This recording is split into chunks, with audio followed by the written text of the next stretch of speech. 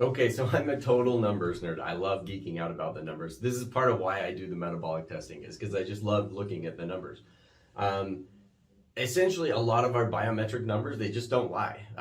And so it gives us really good information about how things are going, how your training is going, and what you can do to make your training most effective for your body and get the most out of every single workout. One of the things that we've found over time, both through my personal training, through working with a bunch of clients, as well as what the science is saying, is that this 80-20 training concept really does work and really does produce the best results long term in terms of performance improvement, avoiding injury, and having enough gas in the tank for race day. And we're going to show you why based on the numbers. So this is just a rounded off numbers example to make it look easy. This doesn't apply to everyone exactly with these same numbers. We just kept everything at zeros to make it easy, to make the numbers efficient and easy. But this is actually fairly close, except for the heart rate column. That varies wildly from person to person. But the other numbers are actually that's kind of about how it goes for most folks when we do the metabolic testing. So we're going to show you with the numbers why 80-20 really is the best way to train. So here's what we're looking at. This column right here is your heart rate, the HR. That's your heart rate in beats per minute. So BPM. So here we've got our calories per hour. So this is just total calories per hour. So total. So 100 through about 1200. So somebody that can get up to 1200 calories per hour, like they're working super hard. Most people can't sustain that for an hour anyway, but that would be your rate per hour. So that there would be a certain rate per minute there. But anyway, there's that column. We have our percent fat that we're burning.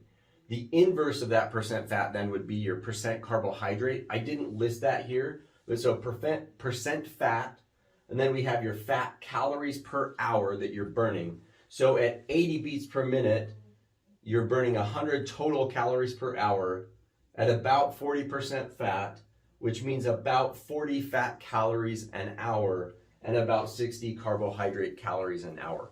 Hopefully that makes sense to follow this along. So I don't have lines kind of delineating each one. I'll try to help point that out.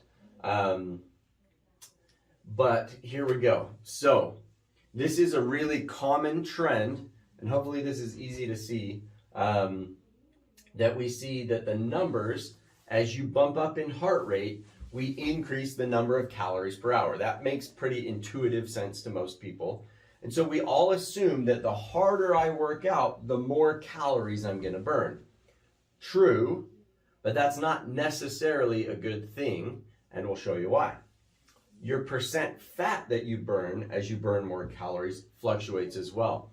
What happens is most people start out fairly inefficient at the low intensities, especially for short durations. If you were to do this long enough, like the 80-90 beats per minute for a long period of time, like go on a really slow walk, you'd eventually actually switch over to more of a fat burn. But usually during exercises, we're doing that first warm up. Your body is still deciding if we're doing this. Like, are we really going on this run, or are we just walking from the car into in the parking lot into the store, right? And so we actually tend to burn off kind of the blood sugar in our bloodstream and that quick energy stored in the muscles first, which isn't fat burning. It's a whole different process, even different than carbs. But anyway, so 40% fat, we get up to where we're fairly efficient for a while, burning 60-70% fat. We hit about the sweet spot there, that 50-50, and then we start to drop off. So this is actually really typical of most people, that they'll follow a pattern kind of like this. So for this example, just because that's how the numbers worked out, at about 130 beats per minute is where they hit that magic 50-50 mark. So true of all people, that tends to be where almost everyone, not everyone, but almost everyone is actually most efficient at burning fat. So false, maybe most effective at burning fat. Sometimes people can hit this 70 beats or 70% fat for a little bit longer, and then they rapidly drop towards the 50. And so they'll have like a little bit higher fat burn for a little while, like in that 60-70%. But usually the most effective zone for burning fat is actually fairly low in someone's heart rate range, where they're burning the highest number of fat calories per hour. So for almost everyone, at that 50% fat burn spot is where people burn the highest number of fat calories per hour.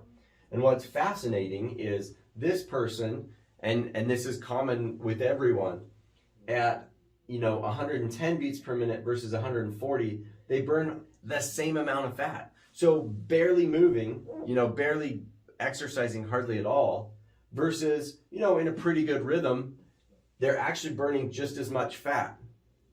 And as you get higher and higher, so you get up to 160 beats per minute or in that 150 to 160 beats per minute range, which is where most people exercise, is kind of right in here.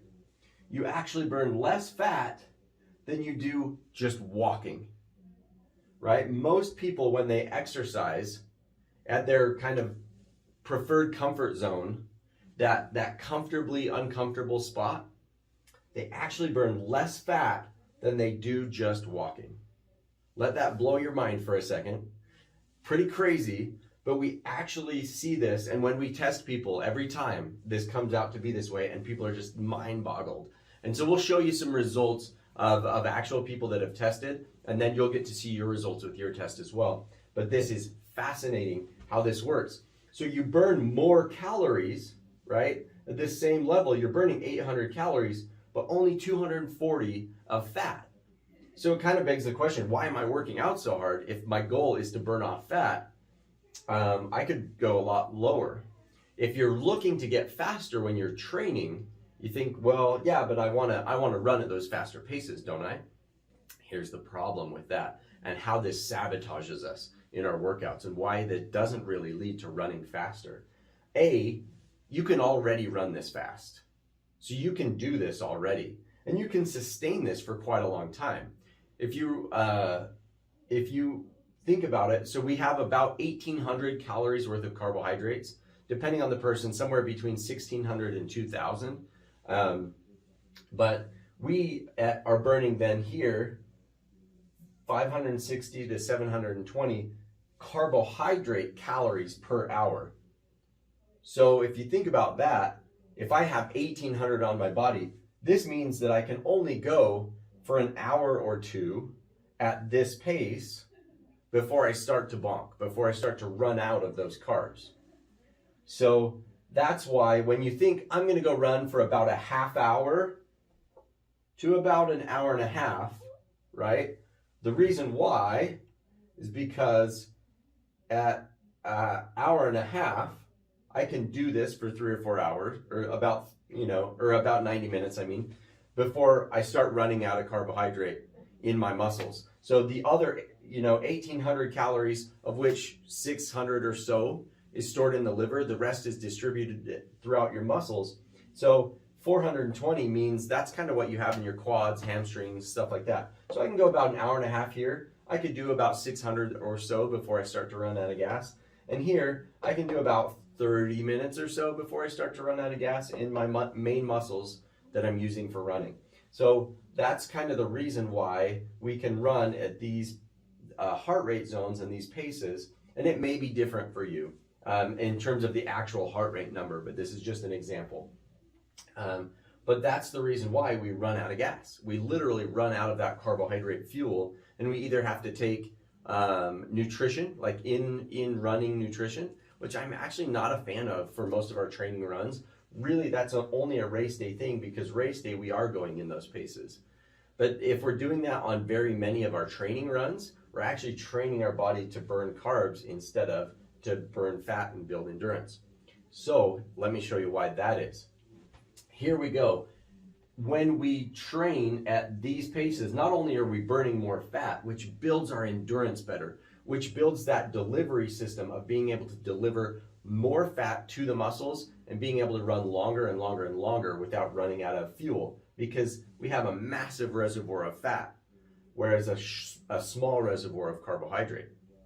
And so Here, at those same levels, we are burning very little carbohydrate in relation, right? A fraction of that percentage of carbohydrate. So here, I can go for, 4 hours plus to, like 2 to 4 hours or so, depending on the person and how well trained they are and things like that, before I start running out of fuel. So I can go a lot longer, and my carbohydrate depletion is so much less.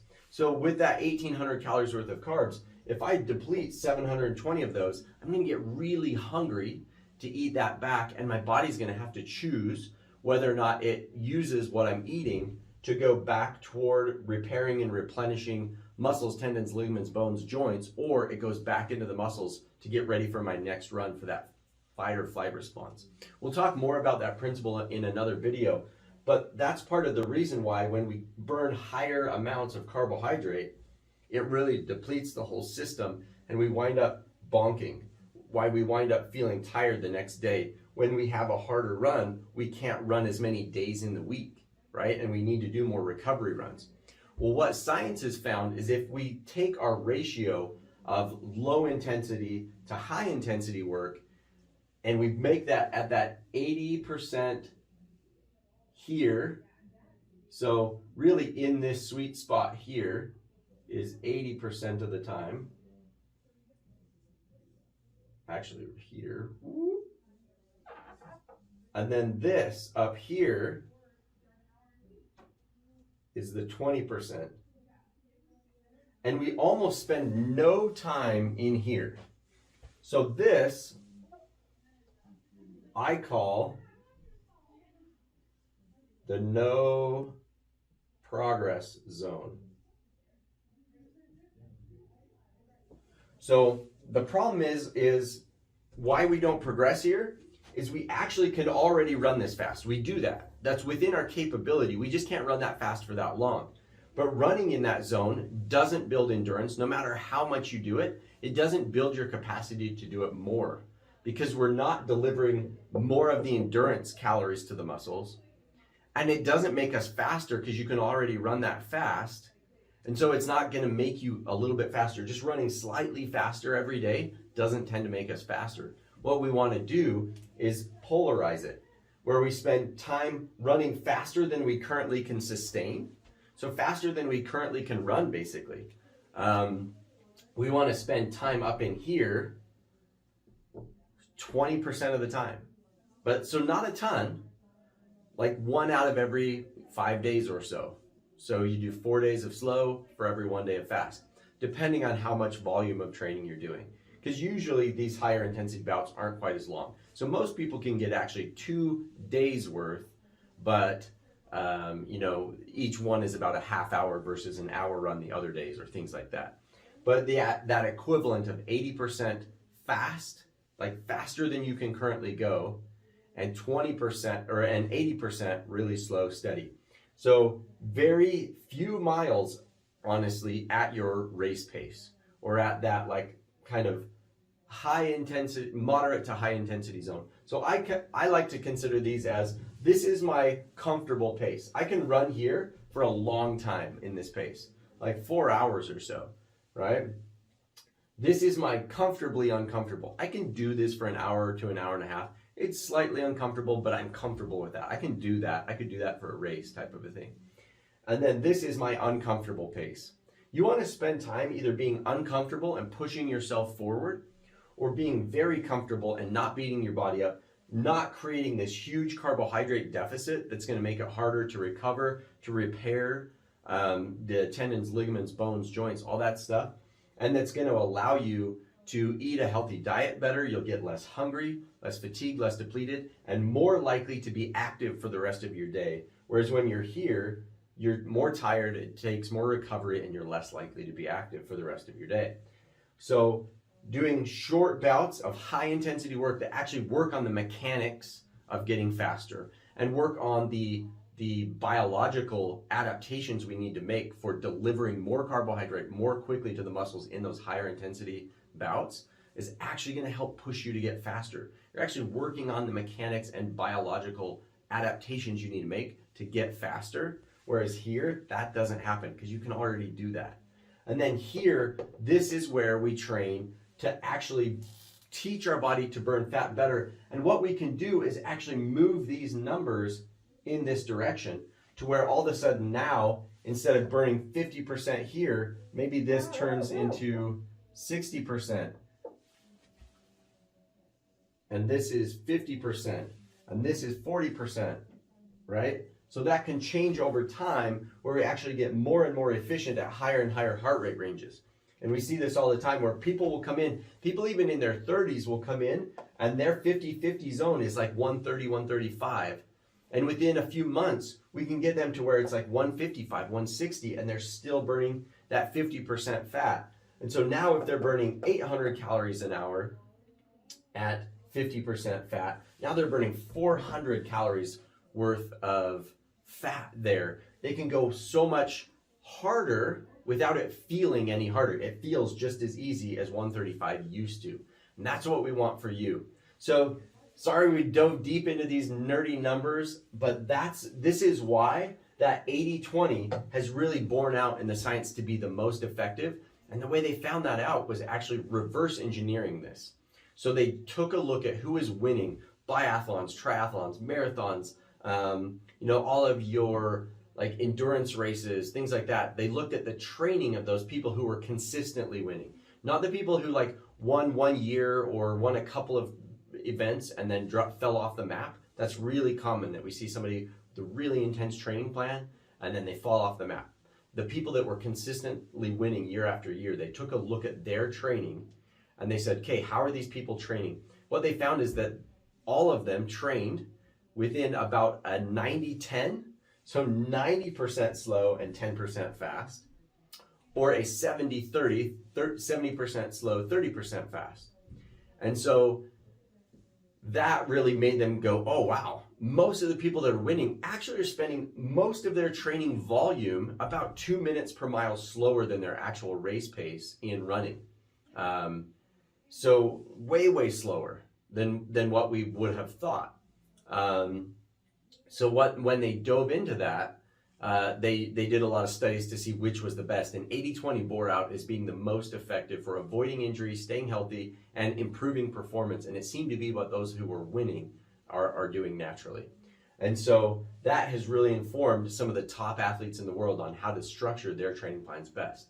Unfortunately, for a lot of the people, just recreational runners, we don't quite understand this, and it's been hard for people to get access to their real numbers. So we've always been kind of doing that stab in the dark method. And so now with metabolic testing here with Body Smart, you can get your real numbers and figure out exactly where you need to be. So hopefully this helps inform kind of why we do the 80-20 training and why you can run better, more efficiently, less fatigued, less depleted, fewer injuries, all of that by training 80-20.